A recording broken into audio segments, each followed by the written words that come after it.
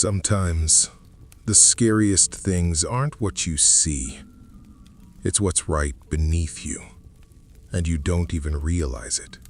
If you enjoy real-life horror stories, make sure to subscribe, because tonight's story actually happened.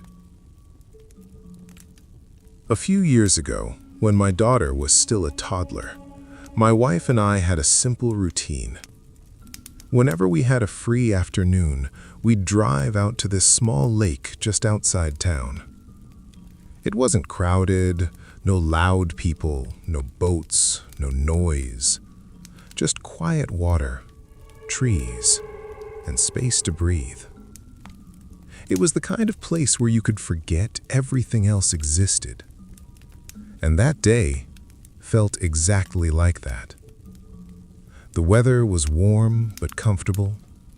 A light breeze moved across the lake, making the surface shimmer under the sun. We laid out a blanket near the shore while our daughter played in the sand, laughing to herself. Everything felt normal, peaceful, safe. After we finished eating, my wife stood up, stretched, and said she was going for a quick swim. I stayed behind with our daughter, just watching. She walked slowly into the water, ankles, knees, waist. The sunlight reflected off the surface, making it hard to see clearly beneath. For a moment, everything felt perfect, like one of those small memories you don't think twice about. Then, she stopped. At first, I didn't think anything of it. Maybe she stepped on a rock. Maybe the water got colder. But then, she turned toward me. And even from that distance, I could tell something was wrong. Her body was stiff.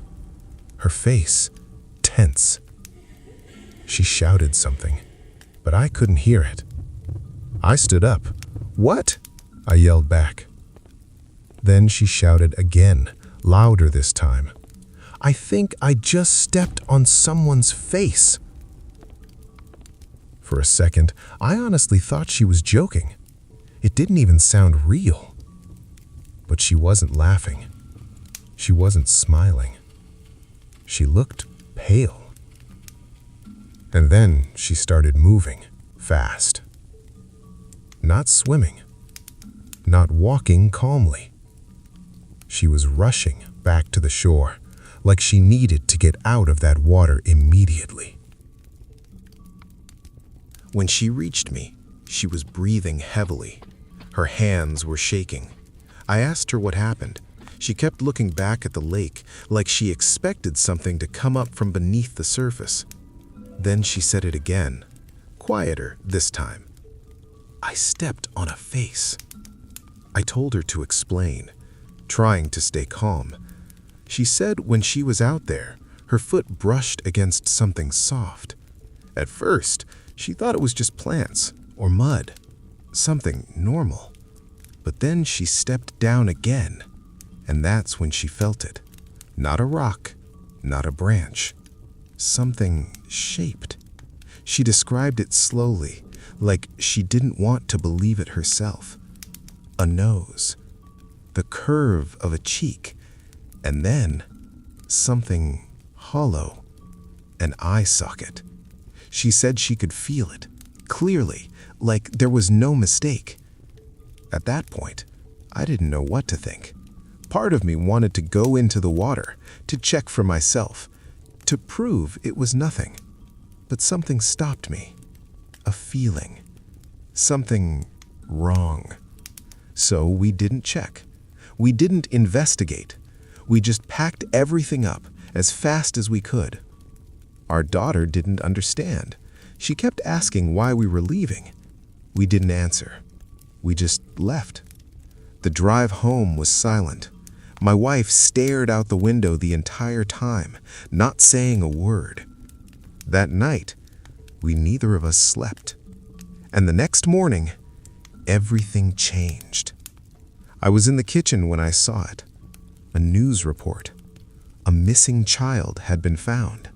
A young boy, gone for days. They found his body in the lake. The same lake. Not far from where we had been sitting. Not far from where my wife had gone into the water. I just stood there, staring at the screen. Then I called her in. She looked at the TV and covered her mouth. We didn't say anything. We didn't need to. To this day, she's convinced that what she felt beneath her foot was his face. And the worst part? He had been there the whole time, just beneath the surface, waiting to be found. If this story gave you chills, make sure to subscribe, because there are more real stories like this coming soon. And remember, sometimes the most terrifying things aren't hidden in the dark. They're right below you, and you don't even know it.